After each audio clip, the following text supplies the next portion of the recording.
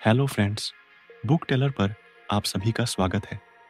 आज हम बात करने वाले हैं इमीडिएट एक्शन बियर बुक के बारे में। ईशान हमेशा से एक टैलेंटेड इंजीनियर था। कॉलेज में उसके प्रोजेक्ट्स को प्रोफेसर सराहते थे और दोस्तों के बीच वो एक टेक जीनियस माना जाता था। लेकिन जॉब लगने के बाद जैसे उसकी लाइफ एक अलग ही जोन में चली गई थी। डेडलाइंस पास आती और वो खुद को एक्सक्यूजेस देते हुए पाता, अभी मूड नहीं है, कुछ नेटफ्लिक्स देख लेता हूँ, या फिर यार कल से पक्का स्टार्ट करूंगा। धीरे धीरे ये हैबिट बन गई और उसे समझ नहीं आ रहा था कि आखिर वो इतना टाल मटोल क्यों करने लगा है। मंडे मॉर्निंग थी और उसकी ईमेल में एक एजेंट प्रोजेक्ट का रिमाइंडर पड़ा था। क्लाइंट को अगले हफ्ते तक फाइनल रिपोर्ट चाहिए थी, लेकिन ईशान ने अभी तक उसे प्रॉपरली स्टार्ट भी नहीं किया था। उसने लैपटॉप खोला, कुछ देर स्क्रीन को घूरा, फिर उठा और किचन में कॉफ़ी बनाने चला गया। कॉफ़ी बनाते बनाते उसे याद आया कि उसे अपने पुराने कॉलेज फ्रेंड्स के मैसेजेस का रिप्लाई भी करना था। फिर इंस्टाग्राम खोल लिया, मेमेस देखें और 1 घंटे तक बस स्क्रॉल करता रहा। जब उसे रियलाइज हुआ कि वो कितना टाइम वेस्ट कर चुका है, गिल्ट से उसका मूड खराब हो गया। यार मैं ऐसा क्यों कर रहा हूँ, पहले तो ऐसा नहीं था। उसने खुद से कहा। उसने इंटरनेट पर प्रोक्रास्टिनेशन के बारे में पढ़ना शुरू किया और एक आर्टिकल में लिखा था, understand the reasons behind your procrastination before trying to overcome it. ये लाइन पढ़कर वो सोच में पड़ गया। क्या सच में कोई रीजन है जिसके कारण वो इतना टाल मटोल कर रहा है? उसने सेल्फ एनालिसिस शुरू किया। सबसे पहले उसने नोटिस किया कि कुछ टास्क्स उसे बोरिंग लगते, जैसे डॉक्यूमेंटेशन और पेपर वर्क। उसे कैलकुलेशंस, कोडिंग और प्रॉब्लम सर्विसिंग पसंद था, लेकिन रिपोर्ट्स बनाना और क्लाइंट प्रेजेंटेशंस प्रिपेयर करना उसे बहुत डर लगता था। दूसरा रीजन उसे और भी ज्यादा सरप्राइजिंग लगा। उसे डर लग रहा था कि अगर उसने जल्दी काम खत्म कर लिया और कुछ गलती निकली तो लोग जी हंच करेंगे। What if my solution is not perfect? उसे अपने पुराने एक्सपीरियंसेस याद आए, जब उसके बॉस ने उसकी रिपोर्ट्स में छोटी छोटी मिस्टेक्स पकड़ी थी। तीसरा रीजन था उसका परफेक्शनिज्म। वो चाहता था कि हर काम बेस्ट पॉसिबल वे में हो, लेकिन इसी चक्कर में उसे स्टार्ट करने से पहले ही प्रेशर महसूस होने लगता था। अगर फर्स्ट अटेम्प्ट में परफेक्ट नहीं हुआ तो ये डर उसे एक्शन लेने से रोक रहा था। उसने ये सब पॉइंट्स अपने डायरी में लिखे और सोचा, अब मुझे इन इश्यूज को फिक्स करना पड़ेगा, वरना मैं ऐसे ही स्टक रहूंगा। उसने अपने एक दोस्त ईशान को कॉल किया, जो उसकी इंडस्ट्री में ही काम करता था, लेकिन बहुत डिसिप्लिन था। भाई, तुझे कभी ऐसा फील होता है कि तेरा काम इंटरेस्टिंग तो है, लेकिन फिर भी तेरा मन नहीं करता उसे स्टार्ट करने का? ईशान हाँसा, अरे ये तो हर किसी के साथ होता है, बस डिफरेंस ये है कि कुछ लोग इसे समझकर कंट्रोल कर लेते हैं और कुछ लोग इसे हैबिट बना लेते हैं। तो फिर तू कैसे हैंडल करता है? सिंपल, मैं पहले आइडेंटिफाई करता हूँ कि मुझे किस काम से परेशानी हो रही है, फिर उसको छोटे छोटे पार्ट्स में डिवाइड कर देता हूँ।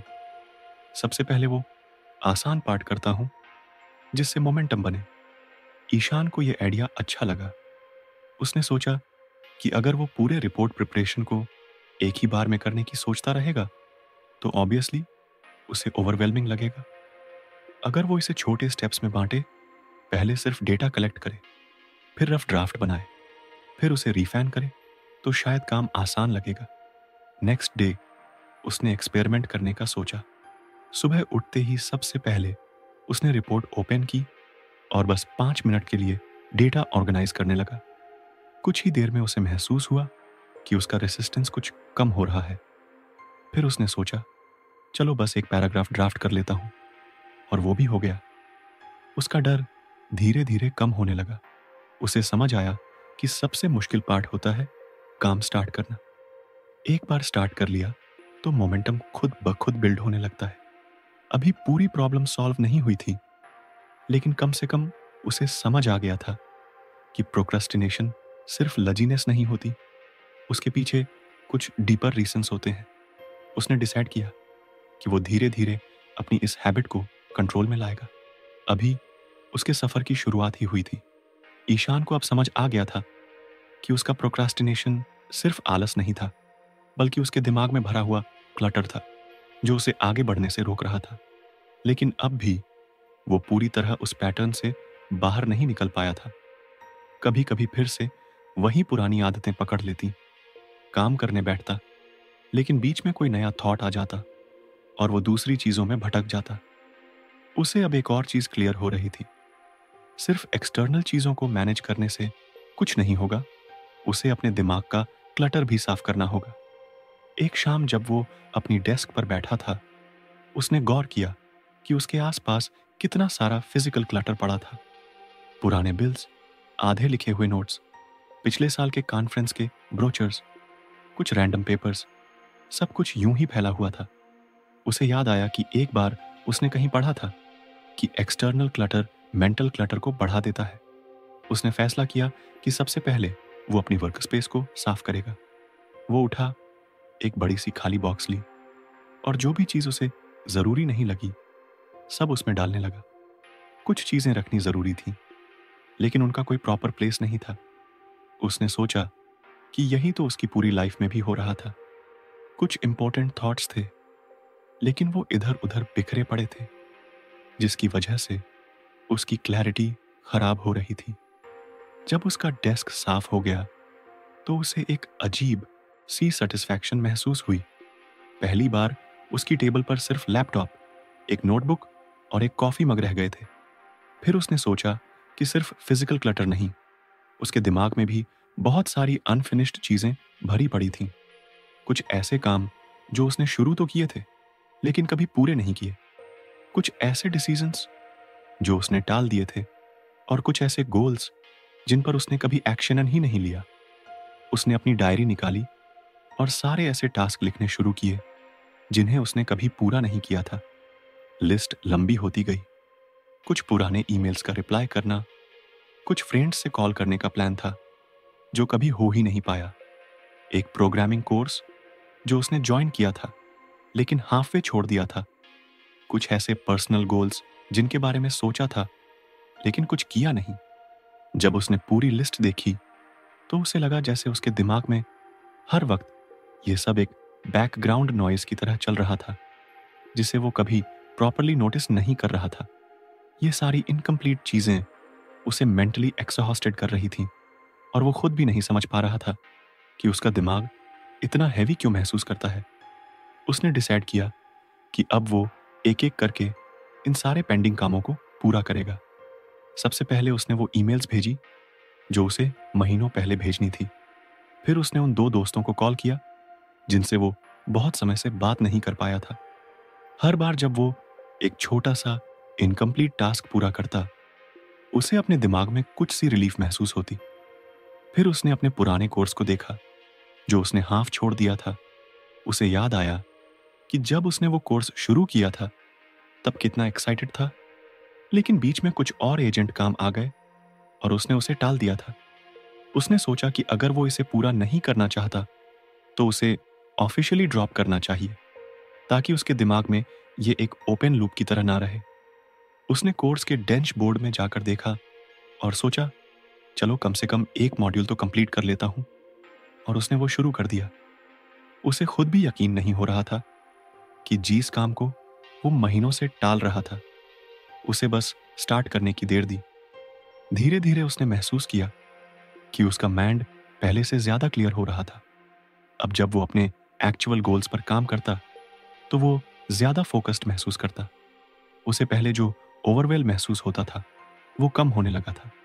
अब जब वो अपनी रिपोर्ट पर काम करता तो उसके दिमाग में रैंडम थॉट्स नहीं आते कि उसे किसी और पुराने काम को पहले करना चाहिए। एक दिन उसने अपनी डायरी खोली और नोटिस किया कि अब उसमें ज्यादा स्पेस खाली थी। उसके पुराने पेंडिंग टास्क लिस्ट के ज्यादातर आइटम अब कंप्लीट हो चुके थे। उसे पहली बार ऐसा महसूस हुआ कि वो अपनी लाइफ में कंट्रोल वापस ले रहा है। कुछ हफ्तों बाद जब वो अपने लैपटॉप पर एक नया प्रोजेक्ट शुरू कर रहा था तो उसने रियलाइज किया कि अब उसे पहले जैसा रेसिस्टेंस नहीं हो रहा था। उसने बिना किसी डिस्ट्रैक्शन के फाइल ओपन की, अपनी कॉफी का एक एसआईपी लिया और सीधे काम में लग गया। उसे अब समझ आ गया था कि जब तक उसके दिमाग में बहुत सारी अनकम्प्लीटेड चीज़ें चलती रहेंगी, तब तक वो किसी भी नए काम को पूरी एनर्जी से नहीं कर पाएगा। अब उसका सफ़र पूरा हो चुका था। वो प्रोक्रास्टिनेशन से बाहर निकल आया था। ईशान को अब लगने लगा था कि उसने अपनी प्रोक्रास्टिनेशन की आदत पर काफ़ी हद तक काबू पा लिया है, लेकिन कभी-कभी जब कोई बड़ा और इम्पोर्टेंट टास्क सामने आता, तब वो फिर से वही पुरानी आदतों में लौट जाता, काम करने बैठता, फिर एक रैंडम वीडियो देखने लगता या फिर बस इधर-उधर की चीज़ों में उलझ जाता। उसे समझ नहीं आ रहा था कि ऐसा क्यों हो रहा है, जबकि उसने खुद को इतना डिसिप्लिन्ड बना लिया था। अब तक उसे लग रहा था कि प्रोक्रास्टिनेशन सिर्फ एक बैड हैबिट है, लेकिन धीरे-धीरे उसे एहसास हुआ कि ये उससे कहीं ज़्यादा गहरी चीज़ थी। एक दिन उसने खुद से सवाल किया, मैं सच में इस काम को अवॉइड करना चाहता हूँ या इसके पीछे कोई और रीज़न है? उसने गौर किया कि जब भी कोई नया चैलेंज आता, तो उसके दिमाग में एक शटल सा डर पैदा हो जाता था। क्या मैं इसे ठीक से कर पाऊंगा?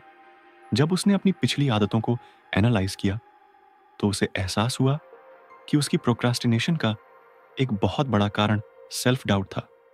उसे हमेशा लगता था कि वो जो भी करेगा, वो उतना अच्छा नहीं होगा जितना होना चाहिए।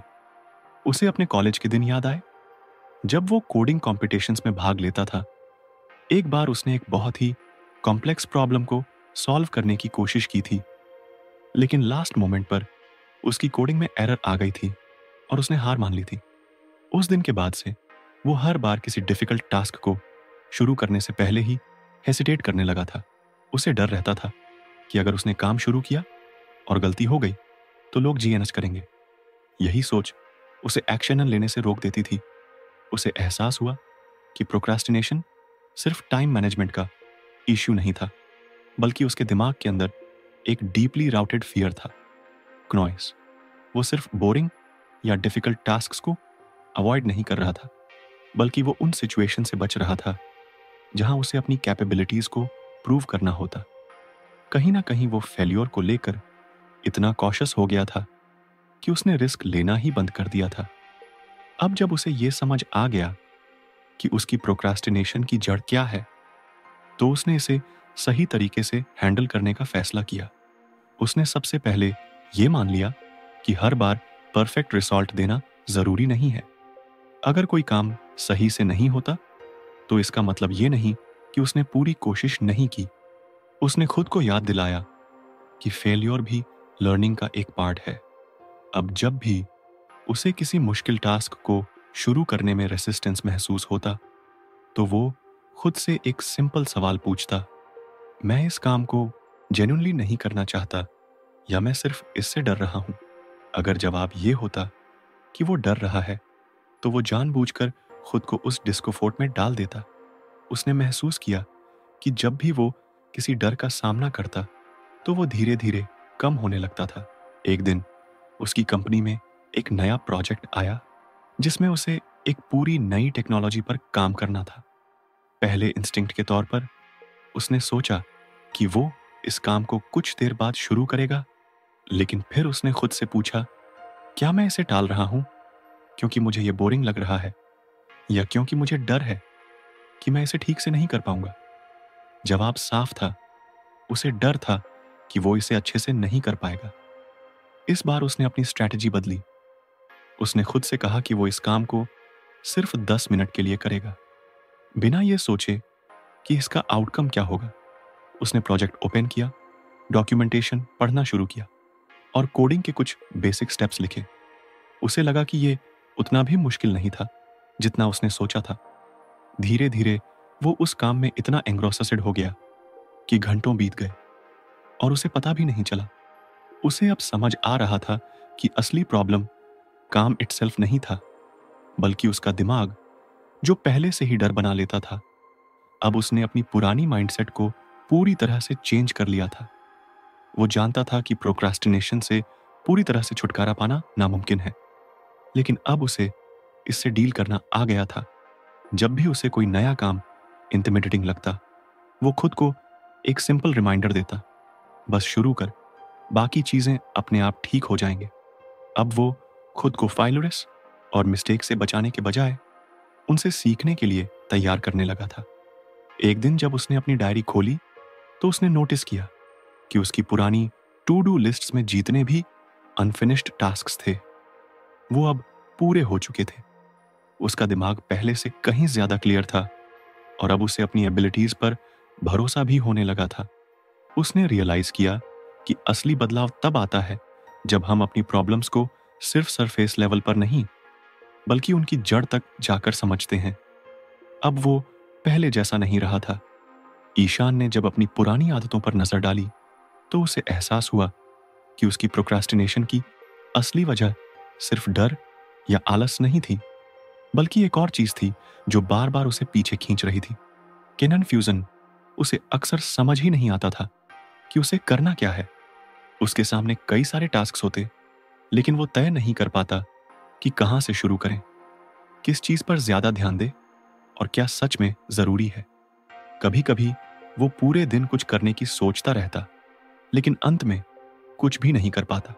उसने अब तक प्रोक्रास्टिनेशन के कई कारणों को समझ लिया था, लेकिन उसे अब अपनी डायरेक्शन क्लियर करनी थी। उसने अपनी दिनचर्या को एनालाइज करना शुरू किया। वो नोटिस कर रहा था कि जब भी उसे कोई बड़ा काम करना होता तो वो सबसे पहले डिस्ट्रैक्शन ढूंढता। कभी वो ईमेल्स चेक करने बैठ जाता भी, सोशल मीडिया स्क्रॉल करने लगता और कभी कभी तो बिना वजह रैंडम चीजें गूगल करने लगता। लेकिन जब उसने अपने बिहेवियर पर ध्यान दिया तो उसने एक पैटर्न देखा। जब भी उसे यह पता नहीं होता था कि उसे एग्जैक्ट क्या करना है तो उसका दिमाग नेचुरली उन चीजों की तरफ भागने लगता जो आसान थी। यही उसकी सबसे बड़ी प्रॉब्लम थी, लाइक ऑफ क्लैरिटी। उसने एक दिन अपनी नोटबुक उठाई और लिखा, मुझे सबसे ज्यादा कन्फ्यूजन कब होती है। जब उसने इस सवाल का जवाब खोजना शुरू किया तो उसे कुछ चीजें साफ दिखने लगी। पहला, जब कोई काम बहुत बड़ा या वेग होता तो उसे पता ही नहीं चलता कि उसे कहां से शुरू करना है।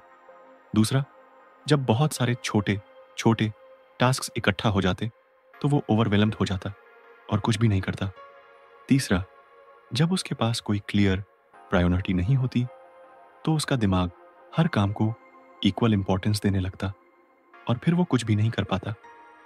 अब उसे समझ आ चुका था कि अगर उसे अपनी प्रोडक्टिविटी और फोकस को इम्प्रूव करना है तो उसे अपने गोल्स और टास्क्स को क्रिस्टल क्लियर बनाना होगा। उसने सबसे पहले अपने बड़े और वेग टास्क्स को तोड़ने का फैसला किया। पहले जब वो सोचता था मुझे इस प्रोजेक्ट पर काम करना है तो ये बहुत जेनरिक लगता था और उसका दिमाग नेचुरली इसे टालने लगता था। लेकिन अब उसने इसे ब्रेक डाउन किया।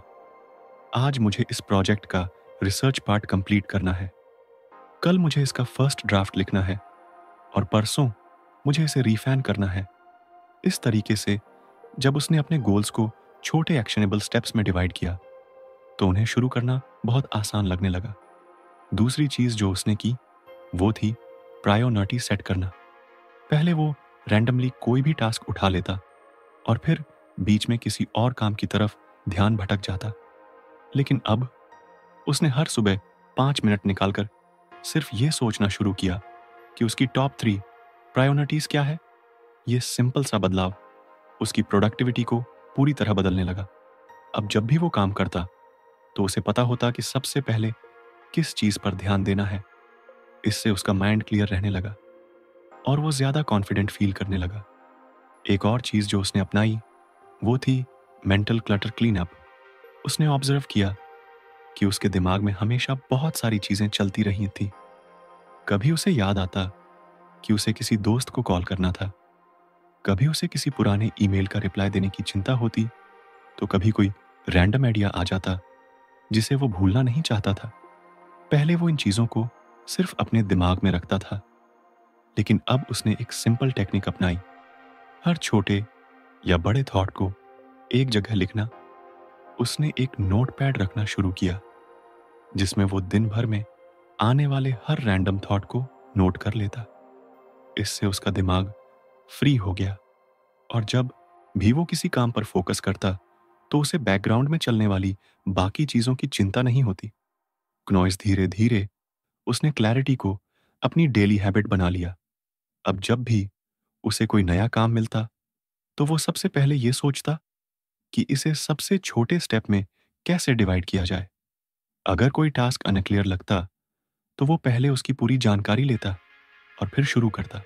उसे अब पता चल गया था कि जब भी उसके दिमाग में कीन इन्फ्यूजन होती थी तो उसका नेचुरल रिस्पांस प्रोक्रास्टिनेशन होता था।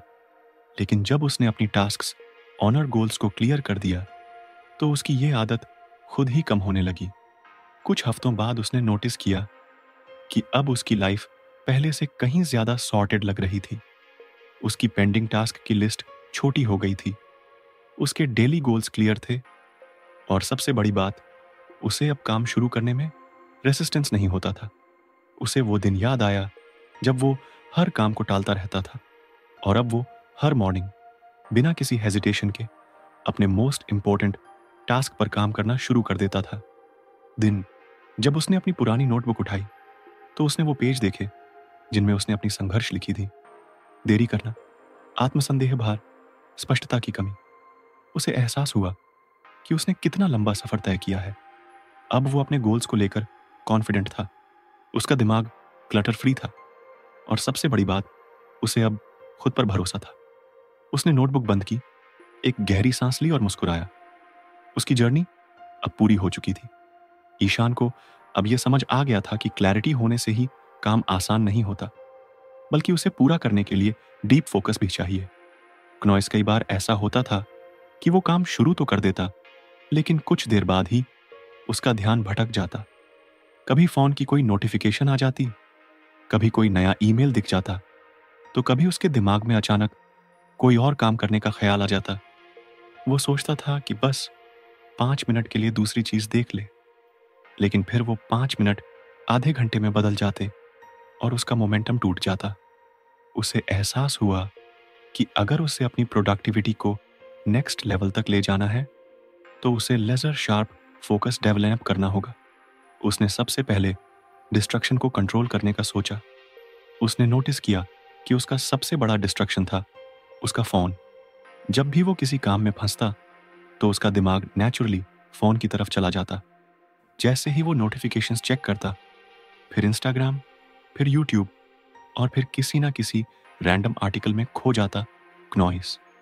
अब उसने अपने फोन को साइलेंट मोड पर रखना शुरू किया और काम करते समय उसे दूसरी तरफ रख देता। उसने कुछ प्रोडक्टिविटी एप्स भी इंस्टॉल की जो उसे फोकस बनाए रखने में मदद करती।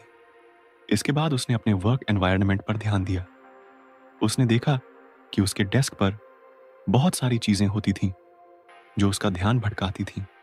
कुछ पुरानी फाइलें, किताबें, रैंडम स्टिकी नोट्स और भी बहुत कुछ। उसने अपने वर्क स्पेस को क्लीन और मिनिमलिस्टिक बना लिया। उसने सिर्फ वही चीजें रखी जो उसके काम के लिए जरूरी थी। उसने गौर किया कि जब उसका वर्क स्पेस क्लटर फ्री होता था तो उसका दिमाग भी ज्यादा फोकस्ड फील करता था। इसके अलावा उसने एक नई टेक्निक अपनाई, डीप वर्क सेशंस। पहले वो मल्टीटास्किंग करने की कोशिश करता था, लेकिन अब उसने सीखा कि मल्टीटास्किंग प्रोडक्टिविटी को बढ़ाने के बजाय उसे और ज्यादा स्कैटर्ड बना देती है। अब वो पोमोडोरो टेक्निक यूज करने लगा। 25 मिनट तक पूरा ध्यान लगाकर काम करता, फिर 5 मिनट का छोटा सा ब्रेक लेता। ये छोटी छोटी फोकस सेशंस उसकी एफिशिएंसी को बढ़ाने लगी। धीरे धीरे उसने इन सेशंस की ड्यूरेशन बढ़ानी शुरू की। क्नॉइसर अब वो 90 मिनट तक बिना किसी डिस्ट्रैक्शन के काम कर सकता था। एक दिन उसने नोटिस किया कि उसका दिमाग बहुत जल्दी डिस्ट्रैक्ट हो जाता है, खासकर जब उसे कोई मुश्किल काम करना होता है। उसे समझ आया कि इसका कारण सिर्फ एक्सटर्नल डिस्ट्रैक्शन नहीं थे, बल्कि उसके अंदर भी कुछ ऐसी मेंटल हैबिट्स थीं जो उसे फोकस करने से रोकती थीं। जैसे ही कोई मुश्किल या बोरिंग टास्क आता, उसका दिमाग ऑटोमेटिकली उस काम से हटने के लिए कोई बहाना ढूंढने लगता। उसने सोचा कि जब भी उसका ध्यान भटकेगा, वो खुद से एक सवाल पूछेगा, क्नॉइस, क्या ये अभी सच में जरूरी है? अगर जवाब नहीं होता, तो वो तुरंत उस डिस्ट्रैक्शन को इग्नोर कर देता और वापस काम पर आ जाता। अब जब भी वो काम करता, तो वो अपने माइंड को कॉन्शियसली ट्रेन करने लगा कि वो डीप फोकस में रहे। उसने एक इंटरेस्टिंग टेक्निक अपनाई। हर बार जब वो ध्यान भटकने लगता, तो वो पॉज लेता और एक डीप ब्रेथ लेकर अपने काम पर वापस आ जाता। इस सिंपल टेक्निक ने उसकी अटेंशन स्पैन को बहुत इंप्रूव कर दिया। उसने ये भी नोटिस किया कि जब वो पूरा फोकस लगाकर काम करता था तो उसका आउटपुट भी पहले से कहीं बेहतर होता था। धीरे धीरे उसकी कंसंट्रेशन इतनी स्ट्रांग हो गई कि वो अब बिना किसी एक्सटर्नल फोर्स के घंटों तक डीप वर्क कर सकता था। पहले उसे काम करने के लिए मोटिवेशन ढूंढनी पड़ती थी, लेकिन अब काम खुद उसे खींचने लगा था। उसे वो सेटिस्फैक्शन मिलने लगी जो सिर्फ पूरी तरह से इमर्सेड होकर काम करने से मिलती है। एक दिन उसने अपने पिछले कुछ हफ्तों का एनालिसिस किया और देखा कि अब वो बहुत कम समय में बहुत ज्यादा काम कर पाता था। उसे अब बार बार ब्रेक्स लेने की जरूरत नहीं पड़ती थी, ना ही हर छोटी चीज उसे डिस्ट्रैक्ट कर पाती थी। उसका दिमाग पहले से कहीं ज्यादा शार्प और डिसिप्लिन लग रहा था। उसने अब अपनी प्रोक्रास्टिनेशन की आखिरी जड़ को भी खत्म कर दिया था। लाइक ऑफ फोकस, ईशान को अब तक समझ आ चुका था कि प्रोक्रास्टिनेशन सिर्फ आलस या डिस्ट्रैक्शन की वजह से नहीं होती, बल्कि उसके पीछे गहरे साइकोलॉजिकल कारण भी होते हैं। जब उसने अपनी पिछली आदतों पर नजर डाली तो उसे एहसास हुआ कि उसकी सबसे बड़ी रुकावट उसके डर थे। वो अक्सर टाल मटोल इसलिए करता था क्योंकि उसे अंदर ही अंदर डर लगता था कि अगर उसने कुछ किया और वो गलत हो गया तो क्या होगा। अगर उसने किसी को कुछ नया प्रपोज किया और लोगों ने उसे रिजेक्ट कर दिया, तो अगर उसने कोई बड़ा प्रोजेक्ट लिया और वो फेल हो गया तो उसकी मेहनत का क्या फायदा। इन सवालों ने उसे कई बार एक्शन लेने से रोका था। उसे अब अपने इन फियर्स को पहचानना और उनसे छुटकारा पाना था। उसने अपनी एक पुरानी डायरी निकाली और उसमें वो सभी काम लिखे जो उसने टाले थे। फिर उसने हर काम के सामने रीजन लिखा कि उसने उसे टालने का क्या एक्सक्यूज बनाया था। कुछ जगह लिखा था कहीं गलत ना हो जाए, कहीं लिखा था लोग क्या कहेंगे, और कहीं लिखा था अभी मेरा मन नहीं कर रहा। लेकिन जब उसने गौर किया तो उसने देखा कि ज्यादातर जगहों पर एक कॉमन थीम थी। डर डर की वो अच्छा नहीं कर पाएगा, डर कि लोग उसे जज करेंगे, डर कि वो मेहनत करेगा लेकिन कोई फायदा नहीं होगा। उसे समझ आ गया कि अगर उसे अपनी प्रोक्रास्टिनेशन पूरी तरह खत्म करनी है तो उसे अपने डर का सामना करना होगा। उसने सबसे पहले अपने सबसे बड़े डर को एड्रेस करना शुरू किया। फेल्योर का डर। उसे याद आया कि जब उसने कॉलेज में अपनी पहली प्रेजेंटेशन दी थी तब वो कितना नर्वस था।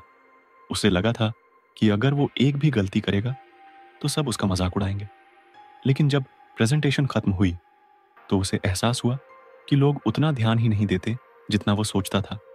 उसकी कुछ बहुत गलतियां हो भी किसी को याद नहीं थी, लेकिन इसके बावजूद ये डर अब भी उसके साथ था। उसने एक नया तरीका अपनाया। हर बार जब उसे फेल्योर का डर लगता तो वो खुद से एक सवाल पूछता, अगर ये काम फेल भी हो गया तो क्या मैं इससे सीख सकता हूं? और जवाब हमेशा हाँ में होता। उसे एहसास हुआ कि हर फेल्योर कुछ ना कुछ सिखाता है, और जब तक वो सीख रहा है तब तक वो आगे बढ़ रहा है। इसके बाद उसने क्रिटिसिज्म के डर को टैकल किया। उसे अक्सर लगता था कि अगर उसने कोई नई चीज शुरू की और लोग उसे पसंद नहीं करेंगे तो क्या होगा। अगर किसी ने उसकी मेहनत को नकार दिया तो। लेकिन फिर उसने गौर किया कि जितने भी सक्सेसफुल लोग हैं उन्हें भी क्रिटिसिज्म झेलना होता है। कोई भी ऐसा नहीं है जिसे सब पसंद करें। उसने एक नई माइंडसेट अपनाई। लोगों का ओपिनियन मेरे कंट्रोल में नहीं है, लेकिन मेरी मेहनत मेरे कंट्रोल में है। उसने सोचना छोड़ दिया कि लोग क्या कहेंगे और बस अपने काम पर ध्यान देने लगा। धीरे धीरे उसने देखा कि जब वो डर को इग्नोर करके काम करता था तो वो पहले से कहीं ज्यादा कॉन्फिडेंट फील करता था। पहले उसे हर काम करने में हेजिटेशन होती थी, लेकिन अब वो खुद को चैलेंज देने लगा। उसने एक दिन अपनी टीम के सामने एक बोल्ड आइडिया रखा जो पहले वो सिर्फ सोचता रहता था लेकिन कहने की हिम्मत नहीं जुटा पाता था। उसे लगा था कि लोग उसे रिजेक्ट कर देंगे, लेकिन सरप्राइजिंगली उसकी बात को सीरियसली लिया गया और उसके आइडिया पर काम शुरू हुआ। तब उसे एहसास हुआ कि उसका डर सिर्फ उसके दिमाग में था। असलियत में चीजें इतनी बुरी नहीं थीं। अब उसने एक नई हैबिट बनाई। हर बार जब उसे किसी चीज को टालने का मन करता, तो वो पॉज लेकर खुद से पूछता, क्या मैं इसे सिर्फ डर की वजह से टाल रहा हूं? अगर जवाब हाँ होता, तो वो बिना ज्यादा सोचे अक्षय ध्यान ले लेता। उसने समझ लिया था कि डर को कम करने का सबसे अच्छा तरीका है अक्षय ध्यान लेना।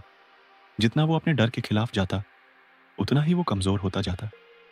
कुछ महीनों बाद उसने महसूस किया कि अब उसकी प्रोक्रास्टिनेशन की सबसे बड़ी वजह खत्म हो चुकी थी। उसे अब काम शुरू करने में हेजिटेशन नहीं होती थी। उसे कोई नया आइडिया इम्प्लीमेंट करने में डर नहीं लगता था। और सबसे बड़ी बात, उसे अब फेल्योर या क्रिटिसिज्म की चिंता नहीं सताती थी। वो पहले से कहीं ज्यादा कॉन्फिडेंट और फियरलेस बन चुका था। उसने अपनी आखिरी बड़ी रुकावट को भी पार कर लिया था और अब उसके रास्ते में कुछ भी नहीं था जो उसे रोक सके। ईशान अब अपने डर पर काबू पा चुका था, लेकिन उसे एक और चैलेंज महसूस हुआ, कंसिस्टेंसी की कमी। उसने कई बार महसूस किया था कि जब उसका मूड सही होता था, तब वो बहुत अच्छे से काम करता था, लेकिन जैसे ही कोई बाहरी डिस्ट्रैक्शन आती या एनर्जी कम होती, तो उसका मोमेंटम टूट जाता। उसे समझ आ गया कि अगर उसे अपनी प्रोग्रेस को स्टेडी रखना है, तो उसे एक दैनिक दिनचर्या बनानी होगी जो उसके लक्ष्यों को समर्थन करे। उसने अपने दिन की शुरुआत से बदलाव करने का फैसला किया। पहले उसकी सुबह काफी रैंडम होती थी। कभी देर से उठता, कभी जल्दी, कभी नाश्ता करता, कभी स्किप कर देता। इससे उसका पूरा दिन अनप्रेडिक्टेबल हो जाता था। अब उसने तय किया कि वो हर दिन एक ही समय पर उठेगा और अपने दिन की शुरुआत एक क्लियर स्ट्रक्चर के साथ करेगा। उसने एक सिंपल मॉर्निंग रूटीन बनाई। उठने के बाद सबसे पहले कुछ स्ट्रेचिंग, फिर 10 मिनट की मेडिटेशन और उसके बाद एक जर्नल में अपने दिन के टॉप 3 गोल्स लिखना। इससे उसे हर सुबह क्लैरिटी मिलती कि उसे दिन भर क्या करना है। फिर उसने अपने काम करने के तरीके पर ध्यान दिया। पहले वो बिना किसी फिक्स्ड स्केड्यूल के काम करता था, जिससे कभी वर्कलोड बहुत ज्यादा हो जाता, तो कभी बहुत कम। अब उसने टाइम ब्लॉकिंग टेक्निक अपनाई। हर टास्क के लिए एक फिक्स्ड टाइम स्लॉट तय कर लिया। उसने देखा कि जब उसे पता होता था कि कौन सा काम कब करना है, तो वो ज्यादा डिसिप्लिन के साथ काम कर पाता था।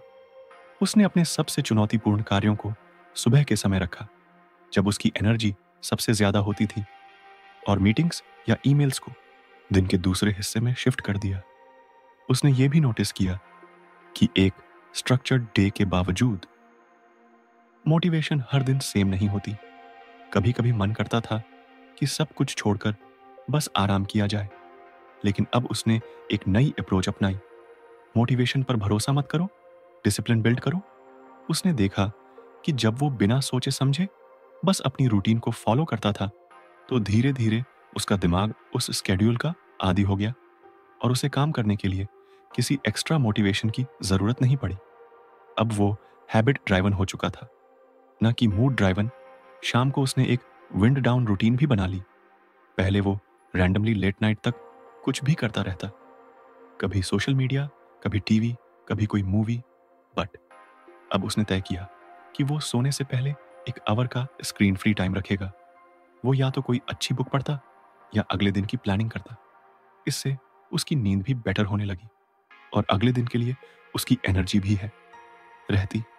धीरे धीरे उसकी डेली रूटीन इतनी नेचुरल हो गई कि अब उसे कॉन्शियसली एफर्ट नहीं लगाना होता था। उसे एहसास हुआ कि एक स्ट्रांग रूटीन ही उसकी प्रोडक्टिविटी और फोकस को बनाए रखने की थी। अब वो बिना सोचे समझे कंसिस्टेंट प्रोग्रेस कर पा रहा था और प्रोक्रास्टिनेशन का कोई मौका ही नहीं था। उसके अंदर अब वो डिसिप्लिन आ चुका था जो किसी भी बड़े गोल को अचीव करने के लिए जरूरी होता है।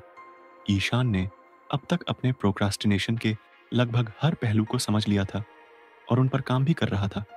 डर से निपटना सीख लिया था, डेली रूटीन बना ली थी, लेकिन उसे महसूस हुआ कि कभी कभी उसके अंदर एक अजीब सी उलझन बनी रहती थी। ऐसा लगता था जैसे दिमाग में हर समय बहुत सारी चीजें चल रही हैं, पेंडिंग टास्क्स, फ्यूचर गोल्स, छोटे छोटे काम जो बीच में रह गए थे। उसे लगने लगा कि जब तक उसका दिमाग क्लियर नहीं होगा, तब तक वो पूरी तरह फोकस नहीं कर पाएगा। उसने अपनी डायरी उठाई और उन सभी चीज़ों की लिस्ट बनाने लगा जो अधूरी रह गई थी। पुराने प्रोजेक्ट्स, पढ़ाई की अधूरी किताबें, पेंडिंग ईमेल्स, यहाँ तक कि छोटे-छोटे पर्सनल काम जो वो महीनों से टालता आ रहा था। जब लिस्ट पूरी हुई तो उसे एहसास हुआ कि उसके दिमाग में क्लटर कितना ज़्यादा था। इस मेंटल क्लटर की वजह से ही वो हमेशा ओवरवेल महसूस करता था और कभी-कभी बिना वजह थकान महसूस होती थी। अब उसने एक सिंपल स्ट्रैटेजी अपनाई। एक बार में एक चीज़ खत्म करो। उसने सबसे पहले छोटे-छोटे डाले हुए टास्क्स पूरे करने शुरू किए। पुरानी ईमेल्स क्लियर की, अनरीड मैसेजेस का जवाब दिया, अपनी वर्क डेस्क को ऑर्गेनाइज किया और यहाँ तक कि वो किताबें भी पढ़नी शुरू की जो उसने सालों से अनटच्ड छोड़ रखी थी। हर बार जब वो कोई अधूरा काम खत्म करता तो उसे अजीब सा सेटिस्फैक्शन मिलता। धीरे धीरे उसने अपने बड़े टास्क पर भी काम करना शुरू किया। उसने अपने सभी गोल्स को फिर से देखा और उन पर क्लैरिटी लाने की कोशिश की। पहले वो बस वेग तरीके से सोचता था कि उसे आगे क्या करना है, लेकिन अब उसने अपनी प्रायोरिटीज डिफाइन करनी शुरू की। उसने हर गोल को छोटे स्टेप्स में तोड़कर एक प्रॉपर एक्शन प्लान बनाया। अब उसे हर दिन पता होता था कि उसे क्या करना है और उसकी डिसीजन मेकिंग पहले से कहीं ज्यादा शार्प हो गई थी। एक दिन उसने गौर किया कि उसकी प्रोक्रेस्टिनेशन लगभग खत्म हो चुकी थी। अब वो खुद से बहाने नहीं बनाता था, काम को टालता नहीं था और सबसे बड़ी बात, वो हर चीज में क्लैरिटी महसूस करता था। उसके अंदर एक नया कॉन्फिडेंस आ चुका था। उसने समझ लिया था कि प्रोडक्टिविटी सिर्फ ज्यादा काम करने के बारे में नहीं है, बल्कि सही चीजों पर फोकस करने और एक क्लियर माइंड सेट रखने के बारे में। अब जब वो अपने जीवन की तरफ देखता तो उसे महसूस होता कि उसने एक लंबा सफर तय किया है। एक समय था जब वो काम टालता रहता था, खुद पर डाउट करता था और अपने डर के आगे हार मान लेता था। लेकिन अब वो अपने हर एक्शन को कंट्रोल करता था। उसे एहसास हुआ कि असली बदलाव बाहर से नहीं, बल्कि अंदर से आता है। जब इंसान अपने दिमाग की उलझनों को सुलझा लेता है तो बाहर की दुनिया अपने आप आसान लगने लगती है। ईशान को अब पता था कि आगे चाहे कोई भी चैलेंज आए, वो उसे प्रोक्रास्टिनेशन में फंसे बिना हैंडल कर सकता है। उसने ना सिर्फ अपनी आदतें बदली थीं, बल्कि खुद को पूरी तरह से ट्रांसफॉर्म कर लिया था। उसकी जर्नी यहीं खत्म नहीं हुई थी, बल्कि अब उसकी असली ग्रोथ शुरू हुई थी। तो फ्रेंड्स, ये थी हमारी आज की बुक। समरी आपको कैसी लगी? कमेंट करके ज़रूर बताएं और धन्यवाद आपका समरी एंड तक सुनने के लिए।